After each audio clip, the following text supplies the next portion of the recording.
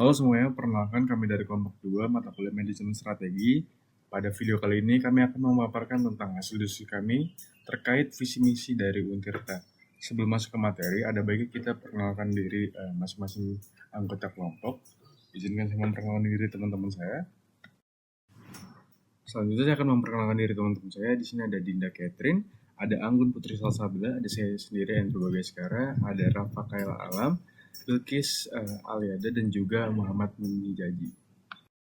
Selanjutnya saya akan membacakan isi dari visi misi Universitas Untirta Yasa atau Untirta.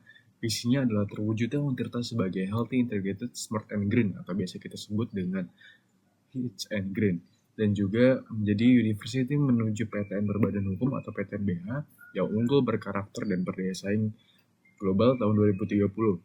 Dengan misinya itu yang pertama ada meningkatkan kualitas, relevansi, dan daya saing pendidikan serta lulusan yang unggul, berkarakter, dan berdaya saing. Yang kedua, meningkatkan kualitas dan kuantitas penelitian dan pengabdian kepada masyarakat yang inovatif berbasis kebutuhan nyata sesuai perkembangan zaman. Yang terakhir itu ada meningkatkan daya dukung tata kelola perguruan yang baik sebagai implementasi dari Health Integrated Smart and Green. Untuk analisisnya atau pembahasan akan dilanjutkan oleh teman saya yaitu Dinda Catherine. Kepada Dinda Catherine, dipersilakan. Baik, selanjutnya ada analisis visi dari visi Untirta sendiri. Yang pertama, visi ini menargetkan tahun 2030 sebagai titik pencapaian yang menunjukkan perencanaan strategis dalam jangka yang panjang. Yang kedua, mencerminkan nilai-nilai modern dan tren global dalam pengembangan perguruan tinggi, antara lain healthy, sehat, mungkin mencakup lingkungan kampus yang mendukung kesehatan fisik dan mental sivitas akademika. Lalu ada integrate atau terpadu, kolaborasi antar disiplin ilmu, integrasi teknologi, dan sistem. Selanjutnya ada smart, cerdas, yaitu penggunaan teknologi digital, inovasi, dan pembelajaran yang cerdas di kampus. Lalu yang terakhir ada green atau hijau, yaitu komitmen terhadap keberlanjutan dan lingkungan di sekitar kampus. Lalu yang ketiga, ada menunjukkan aspirasi menjadi perguruan tinggi negeri yang memiliki otonomi penuh secara hukum dan pengelolaan. Lalu yang terakhir, ada menegaskan fokus pada kualitas, pembentukan karakter, dan daya saing internasional. Selanjutnya ada analisis misi dari misi Untirta tersendiri juga, yaitu menyesuaikan pendidikan dengan kebutuhan pasar dan perkembangan zaman. Hal yang kedua ada membentuk lulusan berkarakter, beretika, dan berdaya saing global. Yang ketiga ada mengembangkan penelitian dan pengabdian yang inovatif serta berdampak nyata bagi masyarakat. Yang keempat ada mewujudkan tata kelola kampus yang profesional, transparan, dan berbasis prinsip HITS and Green University. Lalu yang terakhir ada menjadikan tata kelola yang baik sebagai dasar menuju PTN berbadan hukum yang unggul dan berdaya saing global. Selanjutnya, dari visi dan misi Universitas Sultan Ageng Tirtayasa yang sudah dijelaskan dan disebutkan sebelumnya, terdapat 5 tujuan yang sudah sesuai dengan visi misi tersebut. Yaitu diantaranya, yang pertama, menjadi perguruan tinggi negeri berbadan hukum yang unggul, berkarakter, dan berdaya saing global pada tahun 2030. Yang kedua, mewujudkan kampus yang healthy, integrate, smart, and green. Yang ketiga, menghasilkan lulusan yang kompeten, berkarakter, dan adaptif terhadap perubahan global. Yang keempat, mendorong penelitian dan pengabdian inovatif yang memberikan manfaat nyata bagi masyarakat. Dan adapun yang kelima, yaitu membangun tata kelola universitas yang efektif, efisien, dan berkelanjutan.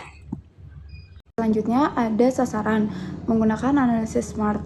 Yang pertama spesifik, menjadi universitas yang sehat, terintegrasi, cerdas, dan ramah lingkungan melalui peningkatan kualitas pendidikan, penelitian, dan tata kelola kampus yang berbasis prinsip HITS dan GREEN. Yang kedua ada measurable atau terukur. Yang pertama, peningkatan akreditasi program studi dan institusi menjadi unggul sebelum 2030. Yang kedua, kenaikan jumlah penelitian dan publikasi ilmiah yang relevan minimal 10% per tahun. Yang ketiga, achievable, dengan dukungan sumber daya manusia yang kompeten, kolaborasi dengan pemerintah dan industri, serta manajemen kampus yang efektif. Sasaran ini realistis untuk dicapai bertahap. Yang keempat, relevan, selaras dengan kebutuhan global akan perguruan tinggi berdaya saing tinggi dan berwawasan lingkungan, serta mendukung visi nasional peningkatan mutu pendidikan tinggi Indonesia. Yang kelima, time bound atau berbatas waktu.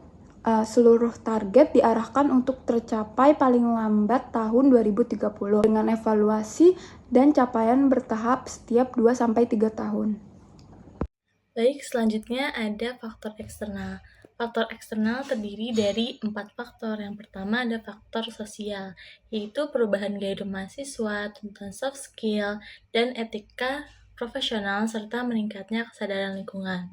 Lalu yang kedua ada faktor teknologi, seperti perkembangan AI, big data, dan juga e-learning.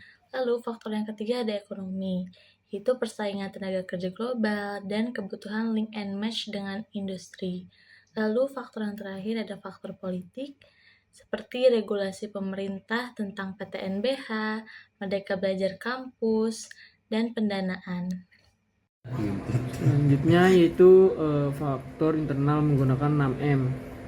Yang pertama yaitu men atau SDM. Dosen dan tenaga kependidikan berkompeten, perlu menguatkan kompetensi global dan sertifikasi internasional. Yang kedua yaitu money atau keuangan.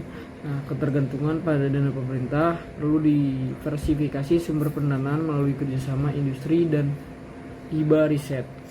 Yang ketiga itu mesin atau peralatan teknologi. Infrastruktur digital mulai berkembang seperti Syakat, LMS dan lain sebagainya. Namun perlu modernisasi untuk mendukung smart campus. Yang selanjutnya yaitu metode implementasi pembelajaran berbasis MBKM dan riset kolaboratif. Perlu peningkatan inovasi metode pembelajaran adaptif. Selanjutnya yaitu market atau pasar. Nah, mahasiswa dan dunia kerja menjadi pasar utama. Perlu promosi, branding, dan peningkatan daya saing lulusan di tingkat ASEAN dan global. Selanjutnya yaitu ada material atau sarana. Nah, fasilitas kampus hijau dan laboratorium terus berkembang, namun perlu optimalisasi pemanfaatan untuk mendukung kegiatan akademik.